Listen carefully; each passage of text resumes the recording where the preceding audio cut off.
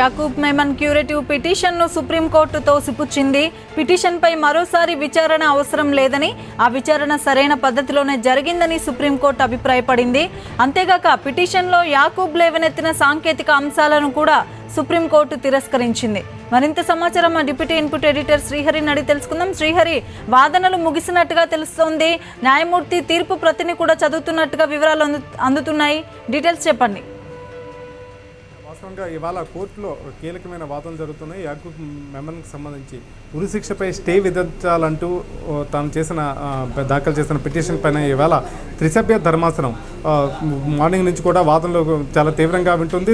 తీవ్ర వాదన విన్న తర్వాత కొద్దిసేపటి క్రితం తుది తీర్పుని చదివే ప్రక్రియలో భాగంగా కొన్ని కీలకమైన కామెంట్లు చేసింది. యాకూబ్ మెమన్ దాఖలు చేసిన క్యూరేటివ్ పిటిషన్ గతంలో లోపాలమయంగా ఉంది, సరిగా విచారించలేదు, విచారించాల్సిన పద్ధతిలో ఇది విచారణ ముందుకు సాగలేదు. గతంలో సుప్రీంకోర్టు విధించిన నియమ నిబంధనలకు అనుగుణంగానే ఈ క్యూరేటివ్ పిటిషన్ సరిగా విచారించలేదని ఒక రకమైన వాదనలు చేయడం జరిగింది. మొన్న డివిజన్ బెంచ్ ముందు చేసిన వాదనలో కానీ ఇవాళ త్రిసభ్య బెంచ్ ముందు చేసిన వాదనలో కూడా ఇదే రకమైన వాదనని యాకూబ్ మెమన్ తరపు లాయర్లు వినిపించడం జరిగింది.